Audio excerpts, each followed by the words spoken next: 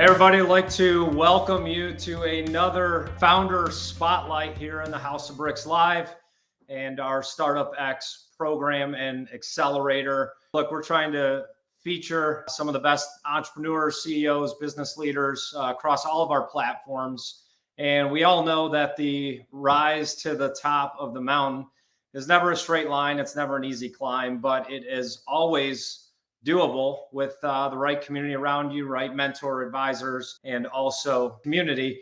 And today we have a very special guest. Got connected with him a couple of months ago. We're actually both a part of the Vistage CEO group. So Ryan Angott, I'd like to welcome you to the House of Bricks and our Startup X Live. Thanks for having me. Appreciate it, Adam. So one of the things that stood out right away to me on your LinkedIn profile and even how you describe yourself in our community, the $7 entrepreneur. What the heck does that mean? Yeah.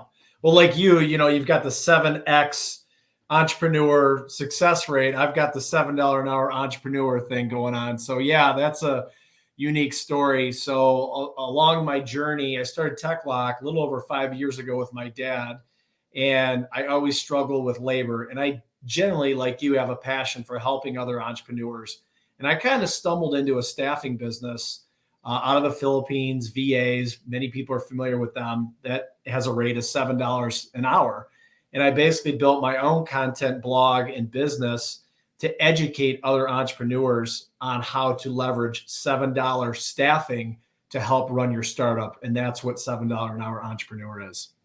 Oh, that's great. And so you mentioned, TechLok, your most recent venture, and also that you're working with your dad. So I've got 4 sons, 3 are teenagers.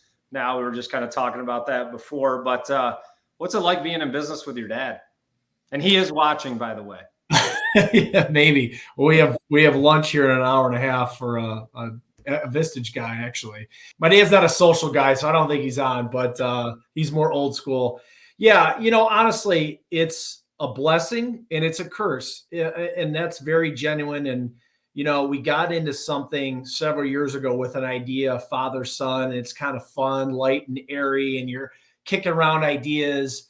Well, as a startup goes and you start getting more real, and now we've raised millions of dollars and we have board members and employees and expectations, it's a hard road. So you've got to be careful with the conflict and have the right boundaries, because if you don't, you're just consumed. As anytime you're together, it's about the business versus your relationship. And I'd be lying if I didn't say that our relationship has been affected by business. It's also been a blessing because I've learned a ton. We've had a great ride, and we do have a great trajectory of success. So I think once we get to that end of the rainbow, pot of gold, whatever that looks like, we can celebrate together. But right now we're in the grind, and you know what the grind's like. So that brings a natural challenge to it. No, it does. And look, every great thing comes with a downside, right? It has to. But I've seen, some of the success you've accomplished so far. But one thing additional question I want to ask on that, as I mentioned, just having 4 sons, what was it like being the son of an entrepreneur, just kind of growing up? Because I know he's had a lot of success. He's, several patents, but what was that like? Yeah. My dad's he's really a gifted inventor. I mean, that's really his bailiwick. And he's got 44 patents. And this guy has invented, a manless lawnmower to a scrolling billboard to the lap lock and everything in between. I mean, this guy's got range like, Al Pacino as an actor. I mean, just the best range there is. So, I've learned a ton, and I learned in my mind when I was a kid. I remember he would go to China about every quarter for 2-3 weeks. This is before the internet. You couldn't Zoom and all that. So I saw the work that was put in, and man, it was like, wow, you just got to be hands-on. And some of the fundamentals that I learned early on really helped accelerate my career and my trajectory to gain, to be courtside next to a 50-year seasoned entrepreneur and inventor, and to be able to apply that to my own business has been invaluable. So it's been a great front row seat in seeing his trials and tribulations. I mean, his stories and successes that he shares, but he's also had failures. and this is how not to fail. So I kind of have my own little natural house of bricks, built in with my dad, which has been great. No, that is great. And like you said, I mean, there's dummy tax that people pay for you. So it does help you not skip the struggle zone, because you're still in it. I'm still in it. I've been doing this my entire adult life. You're going to struggle in business, but that's really where the growth happens. So let's talk to you right now about your current business. Sure. Yeah, I've got two main businesses. One is TechLok.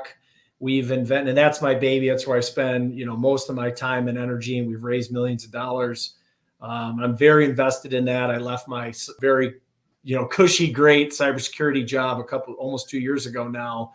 And I became aware of the problem when I was in the cybersecurity industry, that 1,600 laptops are stolen every day in the US, and accounts to billions of dollars of loss for businesses and people, 1 in 10 identity theft victims. So I set out to solve that problem, knocked on my dad's door, said, "Dad, I'm often leaving my laptop unattended when I'm traveling or at a Panera or Starbucks.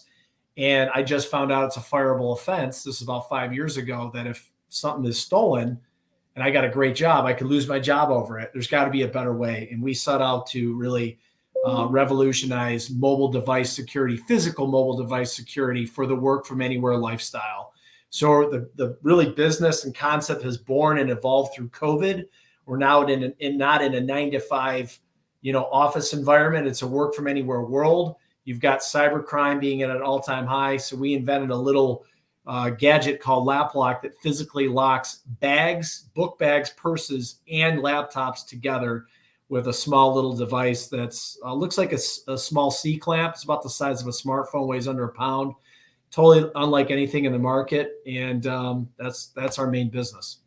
Yeah, and the company is TechLok, just for our listeners out there. And one of the things I was going to ask you, so you've said a couple of times you've raised millions of dollars, and we have early stage founders out there, and we're talking to founders every day. Michael on my team, we don't even have to have the phone call with the founder, because we know the two things they're going to say is they need sales and they need investment capital. But sure. What were you able to kind of leverage some past experience on, even when do you build the product?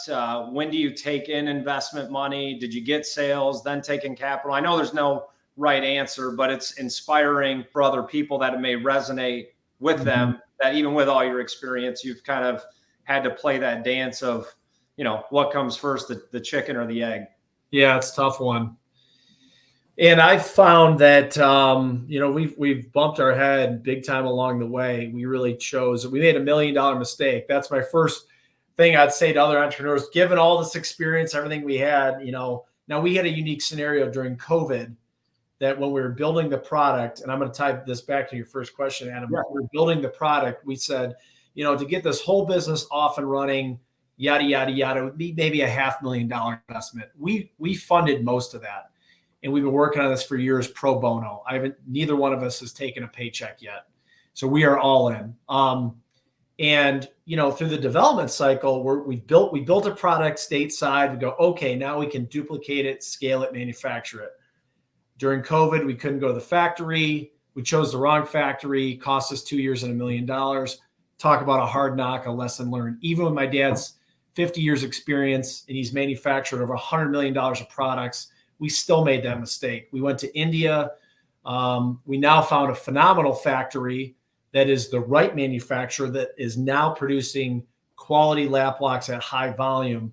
Boy, but that was a tough, painful lesson. So we came in with a plan, $500,000. We might have to raise a little bit of money and we can get this thing going, start taking in revenue. Valuation goes up, and maybe we don't have, and that's it. And we can just maybe fund the growth ourselves or get a line of credit. Wrong.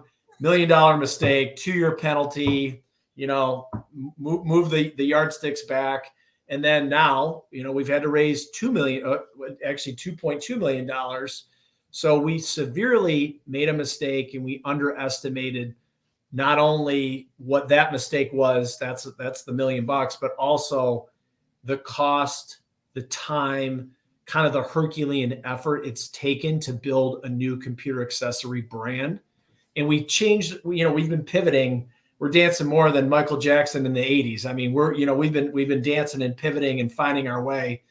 And so we had a whole guideline of what we're going to do. And that's changed 10 times to Sunday, not only on the product, on the strategy. And so this thing has just really evolved to be much bigger and grandiose than what we originally anticipated. But as a good entrepreneur, you pivot, you bob and weave, you raise more cash, you get gritty, and you find out what's going to work. And here we are. No, I love that. And it is absolutely what every founder needs to hear is, number one, the best way to make God laugh is to come up with a well-defined business plan, because it's never going to go the way you think it is, but you can set a target of where you want to be. But like you said, you have to make decisions, read, react, and then make the best decision going forward. But the worst thing you can do is not make a decision at all. So you got to decide, get traction, get feedback, because markets change, right? Products change, consumers change. Mm-hmm. So right now with your product, who would you view as your ideal customer profile? Who's your market? Yeah. So as we've evolved and learned a lot of everything, we learned so much information about customers, buying behavior. We've done market studies and focus groups. Those are things I absolutely recommend. There's great free ways to have universities give you data to allow you to pivot quicker or forecast other ideas. We never planned on going into the college market up front, but we are now going, wait, you got millions of kids running around, dorms open, their life is on their laptop. They all carry a book bag. They all work at a library or a cafeteria. They're half drunk a part of the time. You got scared parents. The college market's actually a very big one for us. 60% of college kids have had a laptop stolen or know someone that has. So markets have evolved that we didn't plan on going into. So that's a good example. But I think really where our bread gets buttered is the corporate IT managers. The average corporate laptop that is stolen is now valued at $49,000. So it's not just the $1,000 or $2,000 device. It's the data, the security, the forensics. Did that have HIPAA data on it? Do you have to do an investigation with your team? You got to redeploy that asset. So as security restrictions and regulations have rose, businesses, especially high compliance industries, banking, finance, government, energy utility, legal, et cetera, are really our sweet spot to protect these assets in a work from anywhere lifestyle. So we've got a wide variety of markets that we are going after.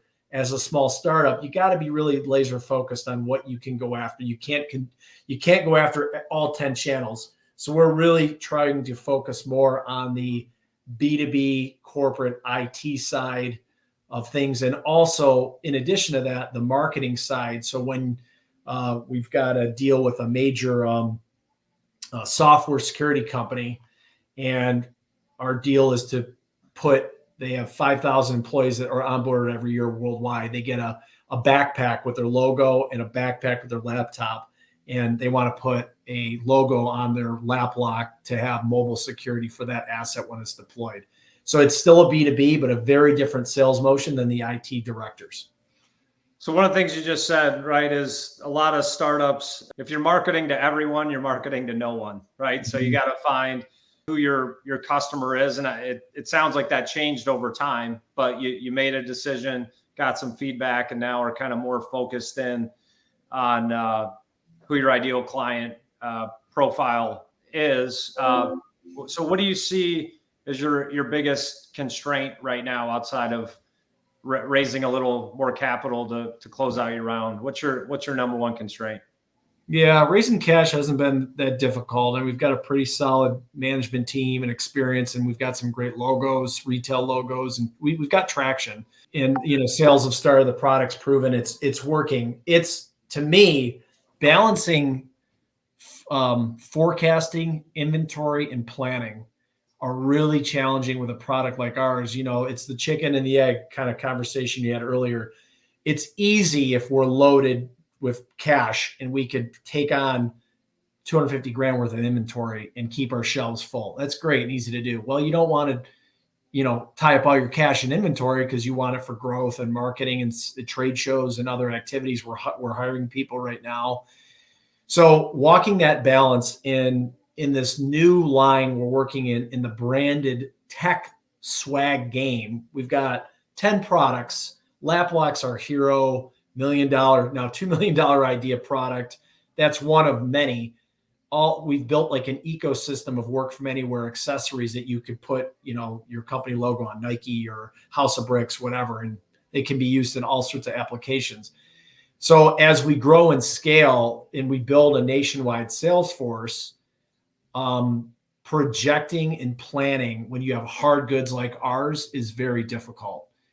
And that to me is where my biggest constraint is in terms of how we're going to forecast accurately and plan. Because if we come up short on inventory, these distributors who sell to a Nike, a Microsoft, a DTE are like, guys, we want this new tech stuff with our DTE logo on it, but your inventory's short. We're going to cancel and go away. You know what I mean? So yeah.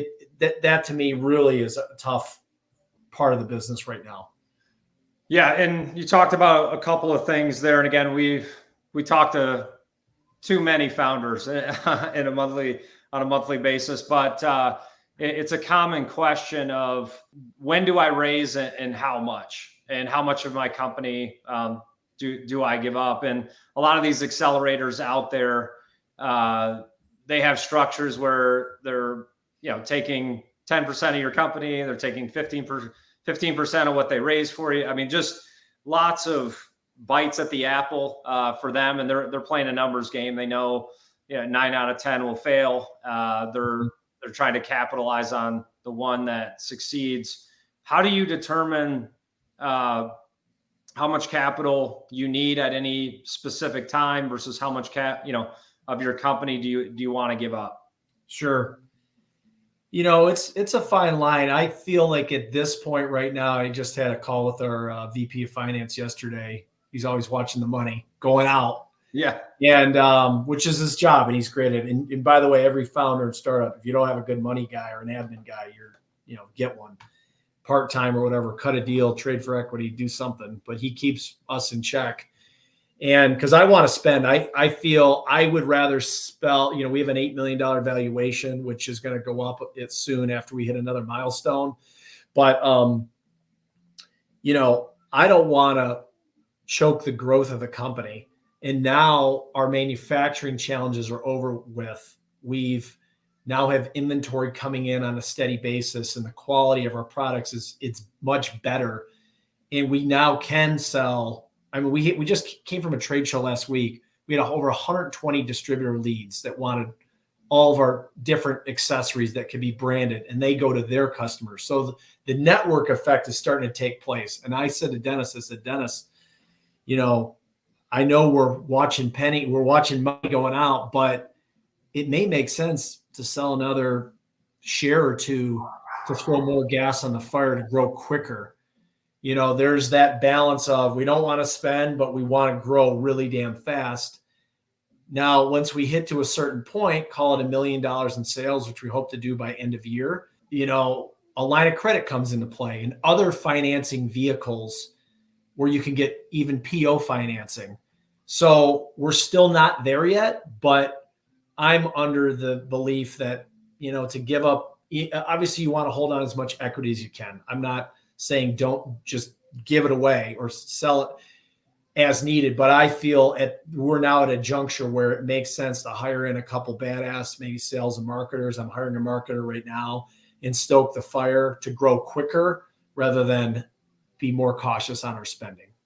Right. That makes sense. It does. And the right answer is it depends, right? And you have to go through each scenario that's going to work for you. And one of the things you mentioned right now, you're kind of in that growth stage, right? And you have to lose little bit in the beginning to get kind of that hockey stick growth that everybody wants. But just because you're making that decision doesn't mean it's the right one. So the compound effect applies both positively and negatively. And one of the most expensive decisions you can make is to hire the wrong people, right? It's not just the cost of that person and their salary, it's opportunity cost. And then finding a replacement is going to take the same amount of effort. So you lost time, opportunity, money, and disruption to what you're doing. So from your strategy of kind of growing sales, are there kind of some tactical steps that you're taking to grow the revenue right now? Yeah, it's breaking it. It's one, becoming more focused on our channels. Probably one of my downfalls is when I look at business and opportunity. Remember the board game Hungry Hippo that's like trying to just eat as fast as you can. It's like a kid game. Yeah. Stuff out all this food in your mouth. And I'm like, I want to go after it all. That's my nature. It's like FOMO. I want it all. Well, that has a downside.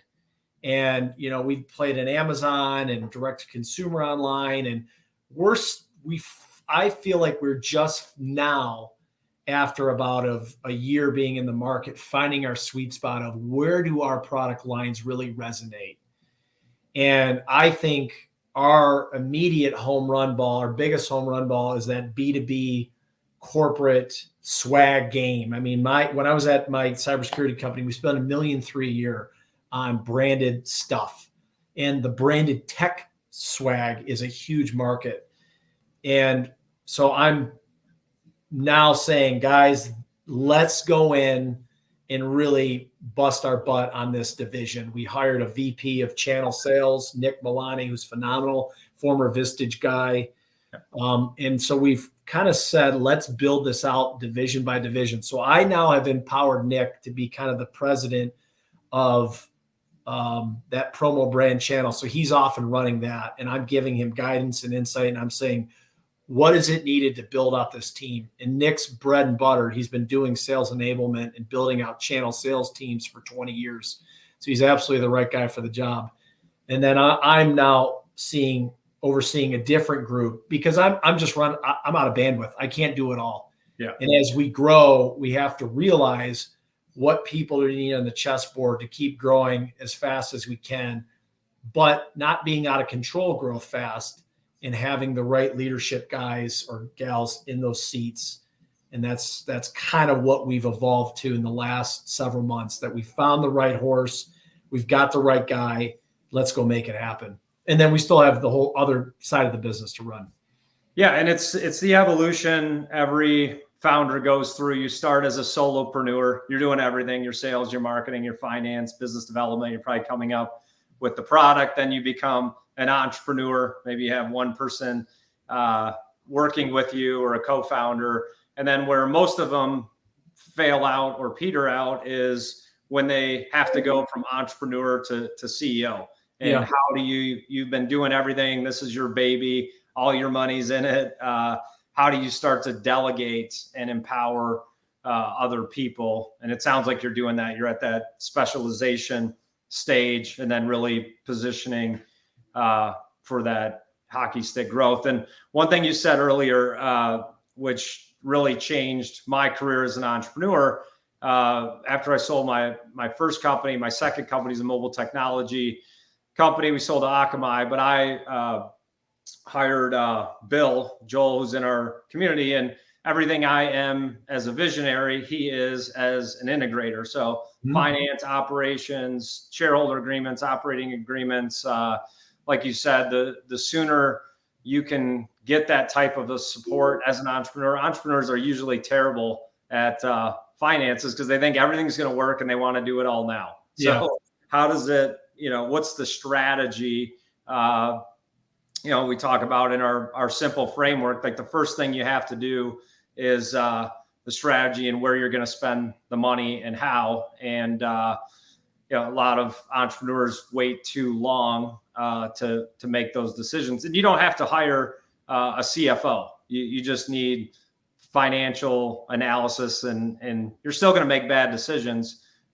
Just how bad's the impact going to be? So appreciate you jumping on today. If people want to learn more about you or your company, I think Paul put it in the chat there, but just give us your 1-minute commercial. Yeah. So again, Ryan Angott, TechLok Solutions, company number one. We have a line of work from anywhere computer accessory products that are very unique in nature, including LapLock, which is the world's first universal laptop and bag lock, built for those people that love to work at Panera Bread, Starbucks, WeWorks, that want the convenience of keeping their stuff out and secure. So that's business one. Number two, if you're an entrepreneur or a startup or work in a small business, we have a company called Strategic Assistant Staffing that does phenomenal work catered to founders and entrepreneurs at $7 an hour on a month-to-month basis. I started with one. I now have 5 working for TechLok. It's a phenomenal value for startups. All right. Well, I appreciate you joining, and thanks for sharing your story. And again, for those entrepreneurs out there, listen, we all struggle, but it's, being in the right community, having advisors, listening to people like Ryan that have been there and done that. And look, we want to reverse that 9 out of 10 failure rate of startups. There's no reason it should be that high, because entrepreneurs are going to change the world and lead the world as they always have. So Ryan, thanks for jumping on the Founder Spotlight here on the House of Bricks Live. Thanks. Appreciate it. Have a great day.